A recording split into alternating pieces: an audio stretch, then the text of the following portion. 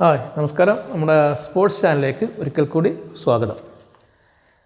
ഇന്ന് ജനുവരി 18, 2025 നമ്മുടെ cricket update ആണ്.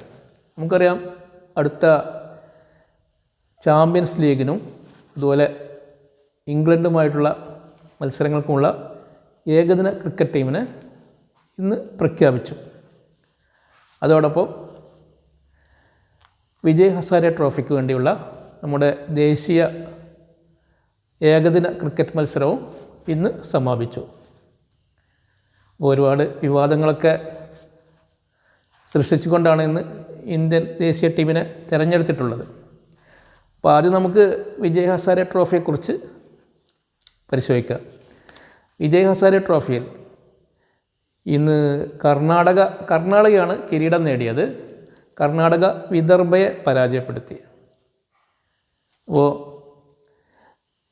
ഈ ടൂർണമെൻറ്റിൽ ഏറ്റവും കൂടുതൽ റൺസ് എടുത്തത് വിദർഭയ്ക്ക് വേണ്ടി കളിച്ച കരുൺ നായരാണ്. അദ്ദേഹം 779 റൺസാണ് 9 മത്സരങ്ങളിൽ നിന്ന് എടുത്തത്. 2 പ്രാവശ്യം മാത്രമേ പുറത്തായിട്ടുള്ളൂ എന്നാണ് ഇതിൽ സവിശേഷത. അതുകൊണ്ട് തന്നെ അദ്ദേഹത്തിൻ്റെ ആവറേജ് എന്ന് പറയുന്നത് 385 റൺസൊക്കെയാണ്, അതിൽ കൂടുതലൊക്കെയാണ്. അത് കഴിഞ്ഞ് ഏറ്റവും കൂടുതൽ റൺസ് എടുത്തത് ഈ ടൂർണമെൻറ്റിൽ കർണാടകയ്ക്ക് വേണ്ടി കളിച്ച മായങ്ക് അഗർവാളാണ്. അദ്ദേഹം 650 കൂടുതൽ റൺസ് എടുത്തു. ഏതായാലും കർണാടകയാണ് വിജയിച്ചത്. ഇന്ന് കരുൺ നായർക്ക് അധികം റൺസ് എടുക്കാൻ കഴിഞ്ഞില്ല, മായങ്ക് അഗർവാളും കഴിഞ്ഞിട്ടില്ല. ഈ രണ്ടുപേരെയും നമ്മുടെ ദേശീയ ടീമിന് ഉൾപ്പെടുത്തിയിട്ടില്ല. അപ്പോൾ നമ്മൾ കൂടുതൽ ഇന്ന് ചർച്ച ചെയ്ത് സഞ്ജു സാംസണെ ഉൾപ്പെടുത്താത്തതിനെക്കുറിച്ചാണ്. എങ്കിൽ കൂടി നമ്മൾ പരിശോധിക്കേണ്ട ഒരു കാര്യം, നമ്മുടെ ദേശീയ ടൂർണമെൻ്റ് ആണെങ്കിലും ഏകദിന ക്രിക്കറ്റിനുള്ള ദേശീയ ടൂർണമെൻ്റ് ആണെങ്കിലും ഈ ടൂർണമെൻറ്റിൽ തിളങ്ങിയ ബാറ്റ്സ്മാരാരെയും നമ്മൾ ഇന്ത്യൻ ടീമിലേക്ക് പരിഗണിച്ചിട്ടില്ല എന്ന് നമ്മൾ ഇതിൽ മനസ്സിലാക്കേണ്ടതാണ്. ശ്രേയസ് അയ്യരെ മാത്രമാണ് ഇന്ത്യൻ ടീമിലേക്ക് ഉൾപ്പെടുത്തിയുള്ളത്. അദ്ദേഹം ടൂർണമെൻറ്റ് കളിച്ചിരുന്നു. പക്ഷേ അദ്ദേഹം ഇതിൽ മാത്രമല്ല, ഈ വർഷം നടന്ന എല്ലാ ടൂർണമെൻറ്റിലും 2024 എല്ലാ ടൂർണമെൻറ്റിലും രഞ്ജി ട്രോഫി ആണെങ്കിലും മുസ്താഖ് അലി ട്രോഫി ആണെങ്കിലും എല്ലാ ടൂർണമെൻറ്റിലും ഒരേപോലെ തിളങ്ങിയ ആളാണ്. അദ്ദേഹം കഴിഞ്ഞ വർഷം 2024 പരിക്ക് കാരണം ഫോമില്ലായ്മ കാരണമൊക്കെ ഇന്ത്യൻ ദേശീയ ടീമിൽ നിന്ന് പുറത്തായ ആളാണ്. അദ്ദേഹത്തെ വീണ്ടും ഉൾപ്പെടുത്തി എന്ന് മാത്രമേ ഉള്ളൂ. അതല്ലാതെ ഈ ടൂർണമെൻറ്റിൽ തിളങ്ങിയ ആരെയും ഇന്ത്യൻ ടീമിലേക്ക് ഒരു ബാറ്റ്സ്മാൻ എന്ന നിലയിൽ ആരെയും എടുത്തിട്ടില്ല. അപ്പോൾ നമ്മൾ പരിശോധിക്കേണ്ട കാര്യം, ഇന്ന് ഒരുപാട് വിവാദങ്ങളുണ്ടായിരുന്നു സഞ്ജു സാംസണെ ഉൾപ്പെടുത്താത്തതിൻ്റെ പേരിൽ. നമ്മുടെ തിരുവനന്തപുരം പാർലമെൻറ്റ് അംഗമായ ശശി തരൂരൊക്കെ ഒരുപാട് കേരള ക്രിക്കറ്റ് അസോസിയേഷനെ വിമർശിച്ചിട്ടുണ്ടായിരുന്നു. കാരണം വിജയ് ഹസാരെ ട്രോഫിക്ക് വേണ്ടിയുള്ള കേരള ടീമിൽ ഉൾപ്പെടുത്താത്തതിൻ്റെ പേരിലാണ് അദ്ദേഹത്തിന് സഞ്ജു സാംസണെ ഇന്ത്യൻ ടീമിൽ എടുക്കാത്തത് എന്നൊക്കെയാണ് ശശി തരൂർ പറഞ്ഞത്.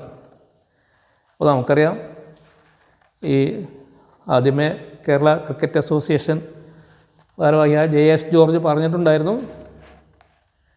സഞ്ജു സാംസൺ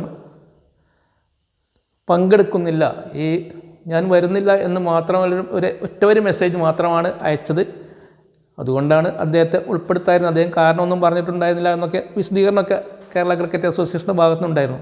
എന്തായിരുന്നു നമുക്കറിയില്ല, പല കാര്യങ്ങളിലുണ്ടാവും. ഏതായാലും സഞ്ജു സാംസണെ ഇന്ത്യൻ ടീമിലേക്ക് ഉൾപ്പെടുത്തിയിട്ടില്ല. പക്ഷേ സഞ്ജു സാംസണെ മാത്രമല്ല, ആരെയും ഉൾപ്പെടുത്തിയിട്ടില്ല. നേരത്തെ പറഞ്ഞ പോലെ ശ്രേയസ് അയ്യരെ മാത്രമാണ് ഒരു വർഷത്തിന് ശേഷം ഇന്ത്യൻ ടീമിലേക്ക് എടുത്തത്. ബാക്കിയുള്ളവരൊക്കെ നമ്മുടെ സീനിയർ താരങ്ങൾ തന്നെയാണ്. നമുക്കറിയാം, രോഹിത് ശർമ്മ, വിരാട് കോഹ്ലി, ശുഭ്മാൻ ഗിൽ, ഋഷഭ് പന്ത്, KL രാഹുൽ, SSC ജയ്സ്വാൾ, ഇവരാണ് നമ്മുടെ ഇന്ത്യൻ ടീമിലേക്ക് തിരഞ്ഞെടുക്കപ്പെട്ട ബാറ്റ്സ്മാൻമാർ എന്ന് പറയുന്നത്. അതിൽ ഋഷഭ് പന്തും KL രാഹുലും വിക്കറ്റ് കീപ്പർമാർ കൂടിയാണ്. അപ്പോൾ ഈ 2023 അവസാനം നടന്ന ഏകദിന ലോക ചാമ്പ്യൻഷിപ്പിന് ശേഷം ഇവരാരും അധികം മത്സരങ്ങളിലൊന്നും കളിച്ചിട്ടില്ല. നമുക്കറിയാം, വിരാട് കോഹ്ലി ഏകദിന ക്രിക്കറ്റിൽ 50 സെഞ്ചുറികൾ നേടിയ ആളാണ്. 10,000-ൽ പരം റൺസും അദ്ദേഹം നേടിയിട്ടുണ്ട്. എന്നാൽ കഴിഞ്ഞ വർഷം 2024 3 ഏകദിന മത്സരങ്ങൾ മാത്രമേ അദ്ദേഹം കളിച്ചിട്ടുള്ളൂ. അതിൽ നിന്ന് വളരെ കുറച്ച് റൺസ് മാത്രമേ അദ്ദേഹം നേടാൻ സാധിച്ചിട്ടുള്ളൂ. ആകെ 3 മത്സരങ്ങളിൽ നിന്ന് 58 റൺസ് മാത്രമാണ്. നമുക്കറിയാം അദ്ദേഹം ടെസ്റ്റിലും ഒന്നും ഇപ്പോൾ ഫോമിലല്ല എന്നറിയാം. ഒരു സെഞ്ചുറി ടെസ്റ്റിൽ നേടിയിട്ടുണ്ട് എന്ന് ചോദിച്ചാൽ ഫോമിലൊന്നുമല്ല. 2024 ഏകദിനത്തിലും അദ്ദേഹം ഫോമിലൊന്നുമല്ല. പക്ഷേ ഈ അടുത്ത ചാമ്പ്യൻസ് ലീഗിൽ അദ്ദേഹത്തിൻ്റെ ഫോമിനെക്കുറിച്ച് എന്താവും നമുക്കറിയില്ല. നല്ല റൺസ് എടുക്കാനാവട്ടെ എന്ന് നമുക്ക് പ്രതീക്ഷിക്കാം. പിന്നെ മറ്റൊരു ഇന്ത്യൻ ക്യാപ്റ്റനായ രോഹിത് ശർമ്മയും ഇതുപോലെ 3 മത്സരങ്ങൾ മാത്രമാണ് 2024 ഏകദിന ക്രിക്കറ്റ് കളിച്ചിട്ടുള്ളത് ഇന്ത്യക്ക് വേണ്ടിയിട്ട്. അദ്ദേഹം വിരാട് കോഹ്ലിയേക്കാൾ കുറച്ച് മെച്ചമാണ്. നമുക്കറിയാം അദ്ദേഹത്തിന് 31 സെഞ്ചുറികളുള്ള ആളാണ്. ഏതാണ്ട് 10,000-ലധികം റൺസ് അദ്ദേഹം നേടിയിട്ടുണ്ട് ഏകദിന ക്രിക്കറ്റിൽ. പക്ഷേ കഴിഞ്ഞ വർഷം അദ്ദേഹം 3 മത്സരങ്ങൾ മാത്രമേ കളിച്ചിട്ടുള്ളൂ. അതിൽ നിന്ന് 157 റൺസാണ് നേടിയിട്ടുള്ളത്. 2 50 ഉണ്ട്. നമുക്കറിയാം സീനിയർ താരമായ കോഹ്ലിയേക്കാൾ കുറച്ച് മെച്ചപ്പെട്ട് കളിച്ചിട്ടുണ്ട്. ഇനി മറ്റൊരു ഓപ്പണറായ SSC ജയ്സ്വാളിൻ്റെ കാര്യം പറയുകയാണെങ്കിൽ അദ്ദേഹം കഴിഞ്ഞ പ്രാവശ്യം 2024 SSC ജയ്സ്വാളല്ല ശുഭ്മാൻ ഗില്ലും 3 മത്സരങ്ങൾ മാത്രമേ കളിച്ചിട്ടുള്ളൂ. അതിലും വിരാട് കോഹ്ലിയെ പോലെ 57 റൺസ് മാത്രമേ സ്കോർ ചെയ്തിട്ടുള്ളൂ. വിരാട് കോഹ്ലി 58 റൺസാണെങ്കിൽ ശുഭ്മാൻ ഗിൽ 57 റൺസ്. അപ്പോൾ ഈ 3 പേരെയും ഉൾപ്പെടുത്തിയുള്ള കഴിഞ്ഞ വർഷത്തെ പ്രകടനത്തെ ആശ്രയിച്ചിട്ടല്ല, അതിന് മുമ്പുള്ള പണ്ടത്തെ പ്രകടനങ്ങളെ ആസ്പദമാക്കിയിട്ടാണ് അവരെ തിരഞ്ഞെടുത്തിട്ടുള്ളത്. അവർ ഇന്ത്യൻ ടീമിൽ അത് ടെസ്റ്റ് ടീമായാലും T20 ആണെങ്കിലും ഏകദിന ക്രിക്കറ്റ് ആണെങ്കിലും അവരൊക്കെ സ്ഥിരം അംഗങ്ങളാണ്. ആ 3 പേര് നമുക്കറിയാം അല്ലേ? രോഹിത് ശർമ്മ, വിരാട് കോഹ്ലി, ശുഭ്മാൻ ഗിൽ. ആ 3 പേരും കഴിഞ്ഞ വർഷം ഒട്ടും ഫോമിലല്ല എന്നുള്ളത് ഒരു സത്യമാണ്. അടുത്ത ആൾ നമുക്കറിയാം SSC ജയ്സ്വാളാണ് ഇന്ത്യൻ ടീമിൻ്റെ ഓപ്പണർ. അദ്ദേഹം ഏകദിന ക്രിക്കറ്റ് ഇതുവരെ കളിച്ചിട്ടേ ഇല്ല. അദ്ദേഹം കഴിഞ്ഞ വർഷം കളിച്ചതൊക്കെ ഇന്ത്യൻ ടെസ്റ്റ് ടീമിന് വേണ്ടി കളിച്ചിട്ടുണ്ട്. നമുക്കറിയാം 20ഓളം ടെസ്റ്റ് അദ്ദേഹം കളിച്ചിട്ടുണ്ട്. മികച്ച സ്കോറൊക്കെ നേടിയിട്ടുണ്ട്. അദ്ദേഹം പൊതുവെ മികച്ച ഫോമിൽ തന്നെയാണ്. അദ്ദേഹത്തിന് ഇതിൽ എന്തെങ്കിലും അവസരം കിട്ടും നമുക്കറിയാം. പിന്നീടുള്ളത് നമുക്കറിയാം ഋഷഭ് പന്ത്, KL രാഹുൽ. ആർക്കെങ്കിലും ഒരാൾക്ക് എന്തായാലും അവസരം ഉണ്ടാവും. പിന്നെ ഉള്ളതാണ് ശ്രേയസ് അയ്യറാണ് പുതുതായിട്ട് ഉൾപ്പെടുത്തി. അദ്ദേഹം 1 വർഷത്തിന് ശേഷം വീണ്ടും ഇന്ത്യൻ ടീമിലേക്ക് വന്ന ആളാണ്. അദ്ദേഹം കഴിഞ്ഞ ആഭ്യന്തര ക്രിക്കറ്റ് ലീഗിലൊക്കെ, അതായത് രഞ്ജി ട്രോഫി ആണെങ്കിലും മുഷ്താഖ് അലി ട്രോഫി ആണെങ്കിലും വിജയ് ഹസാരെ ട്രോഫി ആണെങ്കിലും മികച്ച പ്രകടനം തന്നെ നടത്തിയിട്ടുള്ള ആളാണ്.